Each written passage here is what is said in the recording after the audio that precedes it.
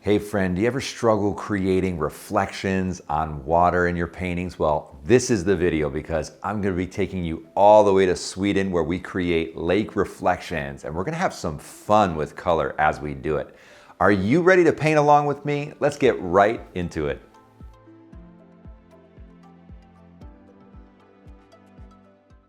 Hey friend, let's get right into our setup for this painting called Lake Reflections. Now I'm going to be taking us to Sweden, as I said, and I've got a reference mounted just to the right of my easel.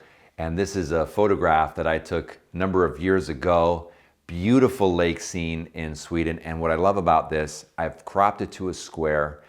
There are simple masses of value, nice dark value shapes in the trees and their reflections, as well as those light value shapes in the sky clouds and their reflections. Now, you're going to notice that there are sky holes going on in these trees. I'm not really going to teach you how to do sky holes in this video, but take heart because I've got a special guide that has 4 ways to paint convincing sky holes. If you don't have this, you definitely want it. Link is in the description. It's got great information for you on how to paint sky holes. Okay, so check that out. Now I've mounted up a UART 400 on a gator board and mounted it up on my easel. This is about, a little over 11 inches square. I'm fitting a specific frame. But you'll notice I've already done my thumbnail to understand my value shapes and get a little indication of where this composition is going, which is really important. So if I understand those value shapes, the composition, and where this is going from a value standpoint, gives me a lot of freedom as I move into color. So I've also done a little color study and set really a concept for the color palette. Now we're going to move away from the local color and bring more violet and yellow into this scene. So I love playing with color.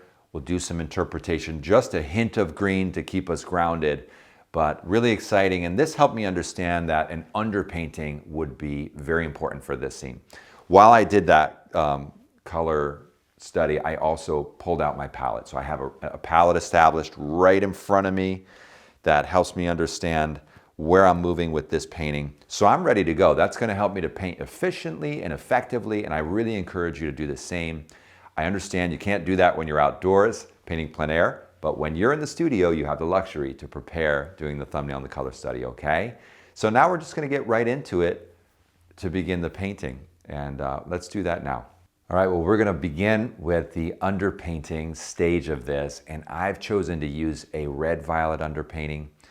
I'm going to use new pastels, hard pastels, for this underpainting stage and sketch with a little kind of medium dark red-violet.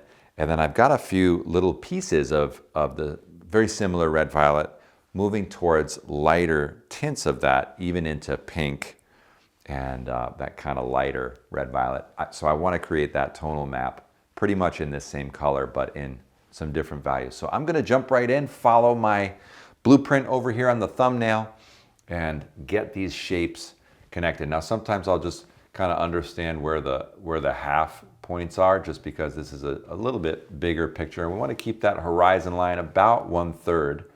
So, down here. And just lightly, with a real light hand, I'm just going to sketch this in. Because I'm underpainting, the sketch is just providing really a separation of the shapes.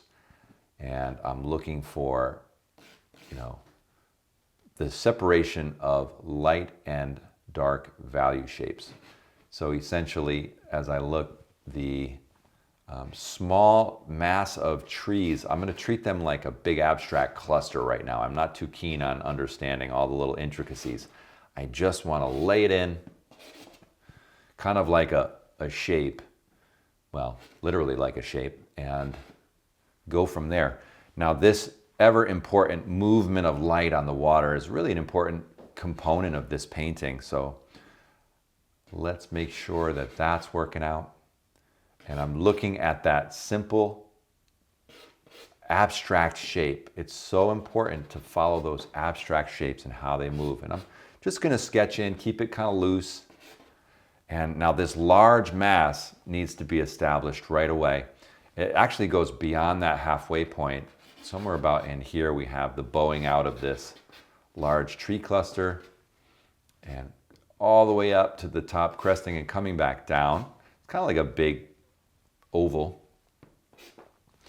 And then we, kind of move up and down here toward the edge of the composition. So we're already getting the layout.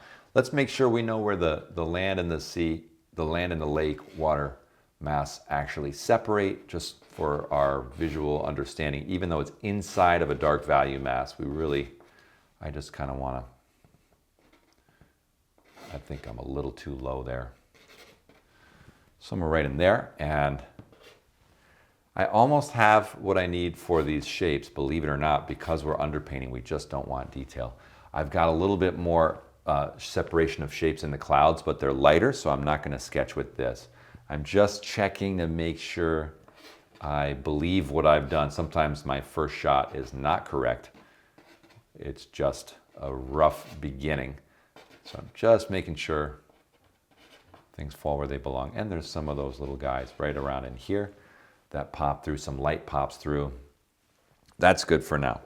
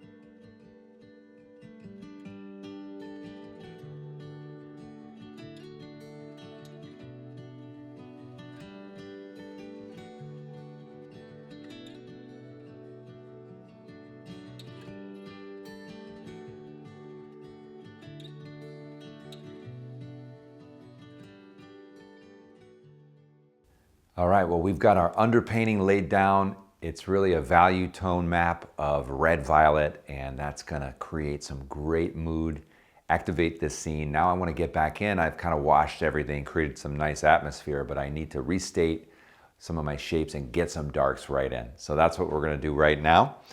I'll pick up my same red violet stick first just to see if it's in fact darker. You know what, let's go to this nice deep rich dark, and what I really want to pull back out is this important focal area of the land mass that comes in front. So I'm just gonna kind of indicate some kind of rocky edge there.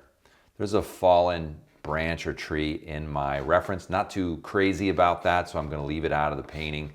I'm just going to create some contrast at the edge with like an indication of kind of rocky, grassy foreground element. So that gives me back an understanding of where that happens. I don't want to go too crazy with this color. What I do want to jump in with is a nice, rich, dark, soft pastel red violet. We'll just get right in there and begin to lay a whole different value range of pigment onto this surface. Get it nice and dark. I love the way in this scene there's a nice, rich, solid, dark value to these masses. Really holds them together, gives them unity and strength, but I don't want them to be black. I want to keep them colorful. So these are all different shades of red, violet. This one's just a little more neutral. And we'll jump back in on where I indicated that edge of the landmass, and then we're going to pull down into these reflections and already create some nice strong shadow in the reflections of the water. We've got to get them building up early in the painting. We don't want to paint the trees and then at the end paint the water. They won't relate to one another and have a nice harmony. We want that beautiful, calm harmony of these serene lake scenes. Even if there's a little movement on the water, like a soft breeze creating that reflection, we still want it to feel calming and beautiful. So I'm building in that But you'll notice I'll let that red violet peek through because I just love the color. I don't want to just go too fast and blend over this and lose all that wonderful red violet. I like the dark accent right in front as we indicate these clusters of foliage. And this is an impressionistic painting. It's not going to be, I'm not going to actually draw the trees, I'm going to suggest them.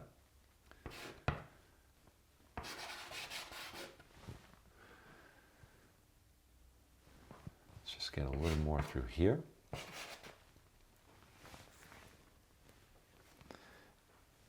I'm going to go toward a cooler violet with a little more blue in it. A lot more blue in it. And let's get that distant mass of pines in this cooler blue. Push them back in the scene.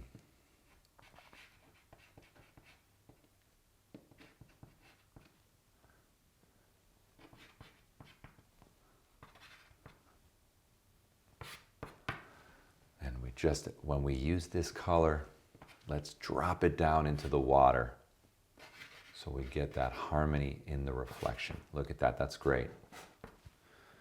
Building those color relationships, land to water, land to water. And just a little pro tip, the water is usually slightly darker in value than say the sky. The highlights are usually, they fall off a little darker in the water, typically.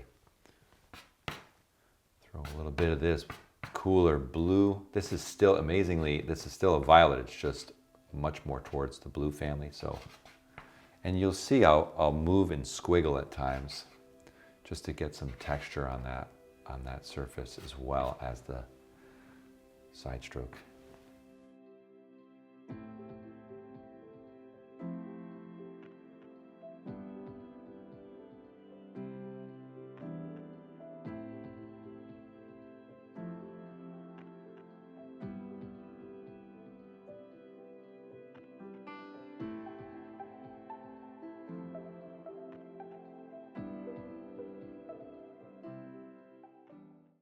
Okay, I've established a nice solid mass of dark value. I want to jump into that sky and actually bring some of the yellow in as well as the cloud formation.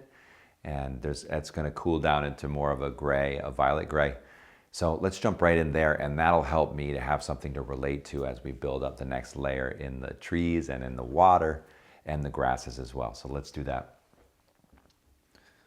Okay, so I put that pink under, and this is going to get a little cooler. So I'm going to jump up into these cloud formations and begin creating some neutral clouds that hover over this sky. Maybe just indicate a bit of that in the water as well.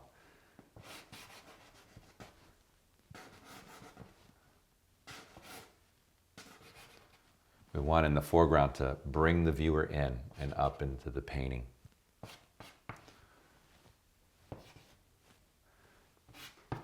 So I'm going to let that red violet continue to peek through the clouds for a bit here.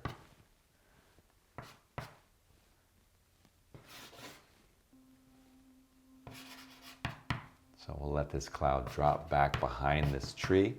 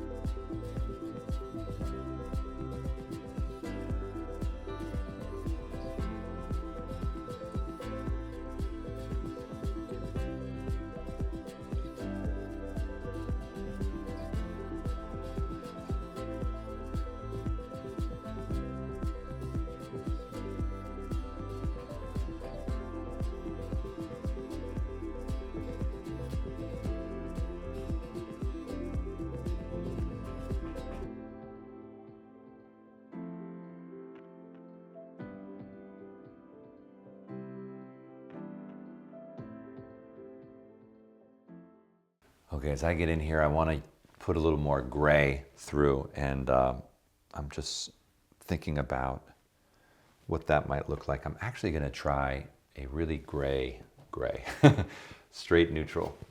Nice soft pastel, and let's add some gray. And that gray is going to almost look green in this scene because of all the red violet. And it's just straight neutral gray.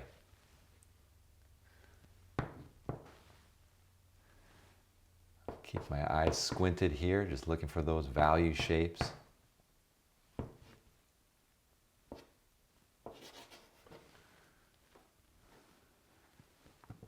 A little bit of that gray down in the water. Got a little too far with that light. So let's keep it just that bit darker value. So between that light area of the water and the dark value, I want to transition with different midtones. So this gray is a little darker. So that's even something I can use in that way. Even in here, as I do a little reflection of that tree line into the water, just a little bit. I find it can take a bit of time to build up the suggestion. Got to do a back and forth. And trust the process. There's always kind of awkward stages in our paintings where we've got to trust the process. Understand we will get there. Okay, let me get something creamy up there as well. Take that yellow. I do want some indication of the sky to lighten back up over here.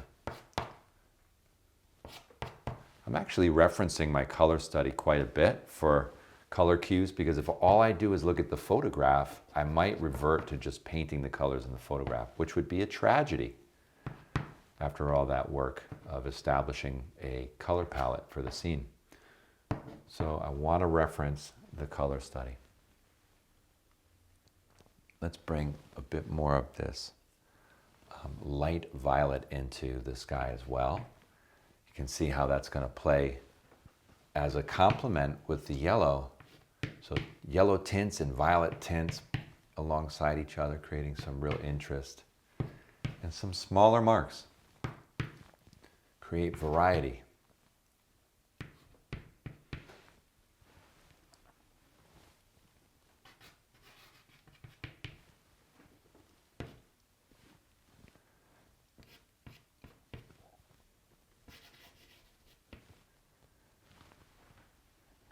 Just layer a bit of this over the yellow. So now we're kind of mixing complements one over the other in a similar value spectrum, which can be quite interesting. And we're getting down to this mass of trees. Okay, so something I'd like to do is a technique of just knocking down some edges with a brush. So I'm going to show you that. This just allows me to see some of that haze in the tune. I just want to get a little bit of that haze. So this is a movement up and down with this hake brush and just pushing. Of course, you're going to lose some pigment. It's going to drop into my catch below. But this will give me that kind of, this scene is atmospheric. So that nice late day haze. And of course, I'm going to layer on top of it. I want these to be nice unified shapes.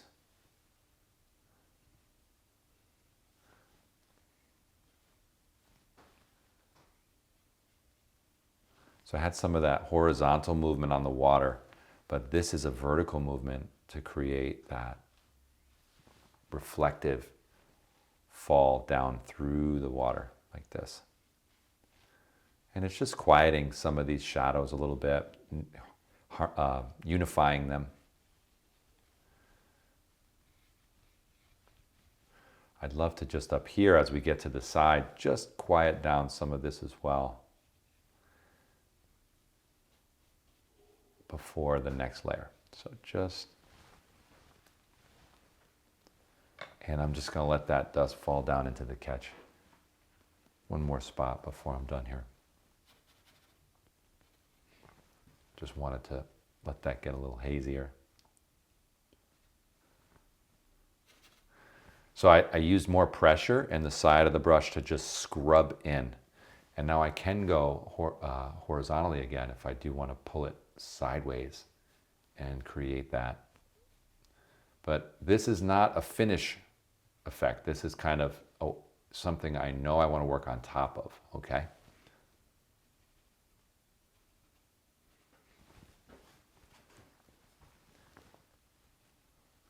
Just a little bit of that texture getting it knocked down.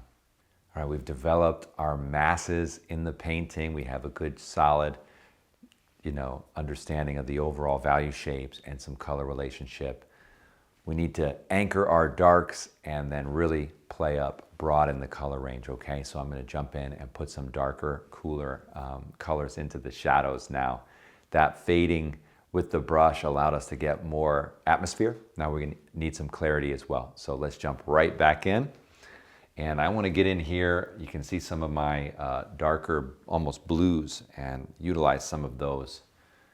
So actually, I'll just try, this is a rich navy blue.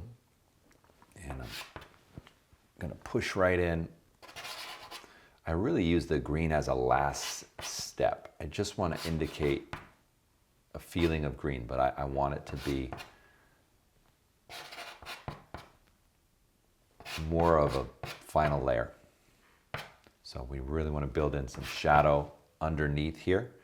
So this hazy blue, let's get that in. And just push in, perhaps right under this.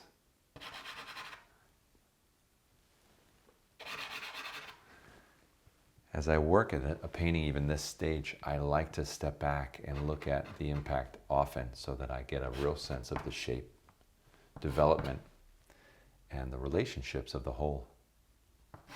A little more here. Now, as we do this, we're working in the shadows of the tree. I want to put something into the water as well. So let's get down here and let's get some movement. You'll see me kind of change between these more vertical strokes down to create some movement down, and then these horizontal strokes to create the flow on the water and the ripple of the breeze on top of the surface of the water. Back and forth.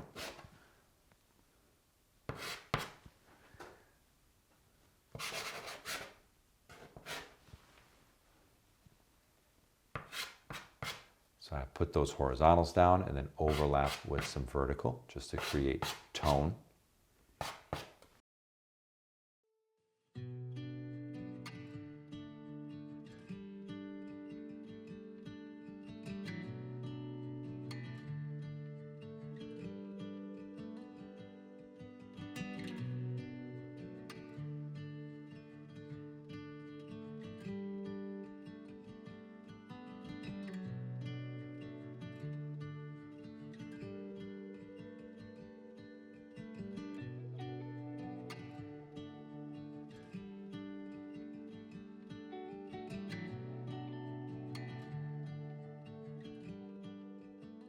Okay, we've got no green in this painting yet, and that's fascinating because it's a landscape full of green pine trees, but we've really utilized this beautiful red-violet with yellow and pinks and grays in the sky and water, and it's time for some green, but we're going to use moderation. So let's jump in and build that up now.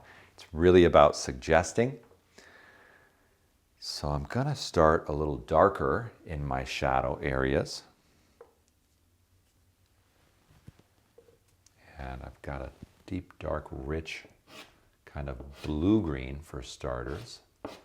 And I'm just gonna layer it over, just create a little haze and atmosphere here. I like seeing that red-violet poke through, so I don't want to cover it all. Let's just use the side of this to create a little suggestion. Little suggestion of landmass. Now I've come down into the water and I'm pulling a reflection of grasses down into the water with the edge of this. Just pulling that Very cool, neutralized green down into the water. Let's grab it, maybe put a little bit through here.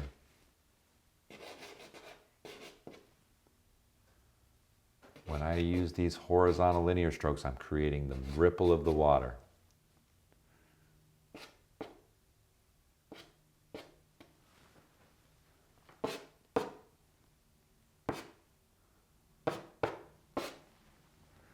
Now we're up in the trees. We're going to put this into the shadow side.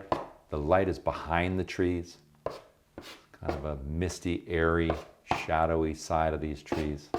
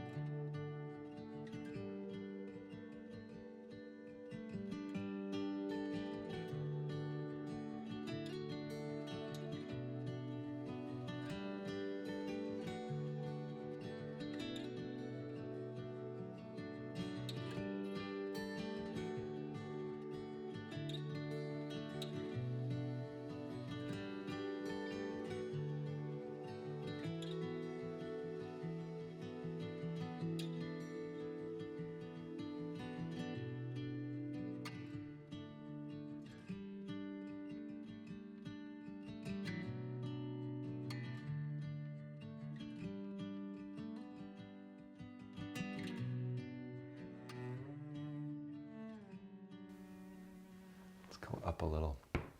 There we go.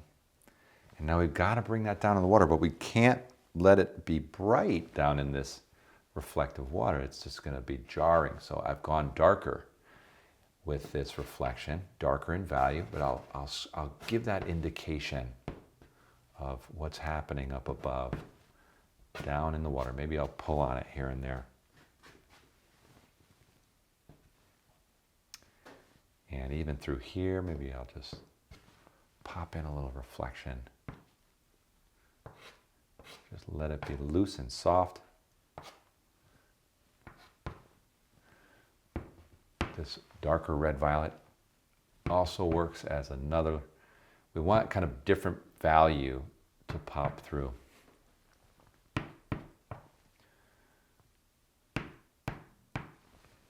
Great. Okay, I want to get back into pink. Punch up my pink. Oh, here we go. So let's just let that pink, I love the way in the color study that it pops. So let's let that pink really start to sparkle. These are very soft pastels here, so I can get that nice thick impasto effect on the surface of the water. We just love, this is just such a beautiful area. Let's sneak it up a little higher and pull down.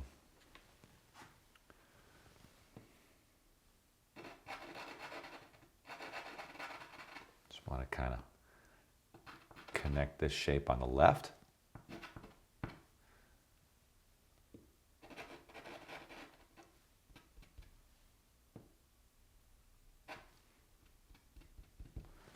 Letting that fade out as it goes towards the right.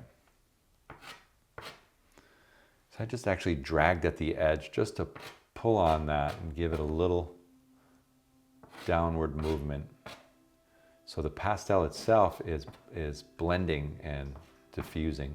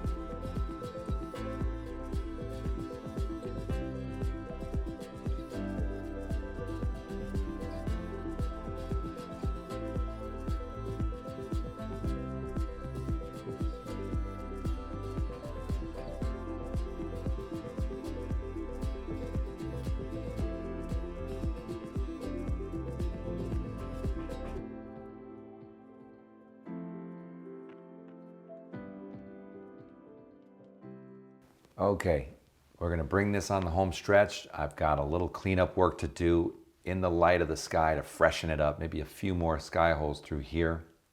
We'll just take a look at that grass, make sure it works. Overall, just ensure there's a nice clear pop and strength to the scene, and that those reflections just feel really nice and supportive to this beautiful tree scene. But as I was blending, I got a little pigment in the sky, so I'm going to clean that up. There. I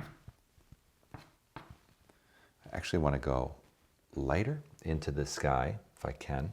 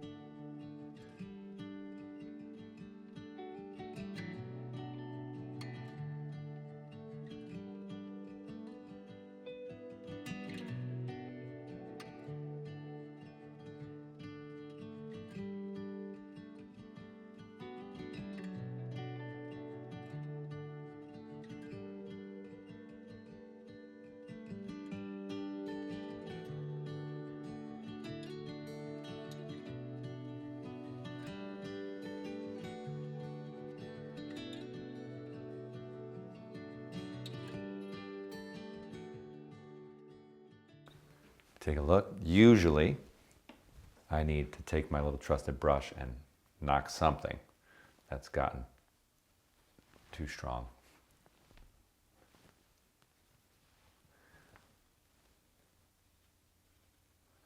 You'll notice I try to keep these shapes connected to one another. I don't want them to separate and get too clarified. I want the strength of that beautiful mass to continue working in this painting.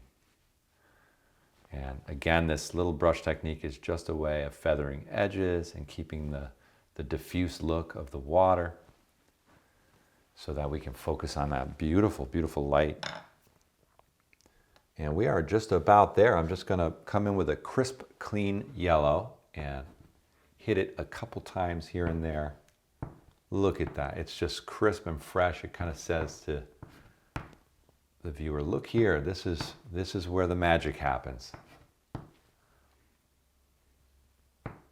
I actually want very little, but I just connected that color in the water with a touch, just a touch. Ooh, that felt good. All right, I think this is just about there. A little sparkle here and there. I'll take a pink and do the same. These little sparkles are like little color accents that just do a wonderful job of creating the magic, a little bit of magic light. And that's all we really want to do here. So that's what it's all about, lake reflections. You've got some new tools to implement in your water reflections now. And I want you to just subscribe to this channel if you haven't already. Go ahead and click that notification bell so whenever I create new video content for you, you'll be notified and you can paint along with me. This has been so much fun. Now it's your turn. If you haven't already, create your own beautiful lake reflections. And I'll see you in the next video. Take care.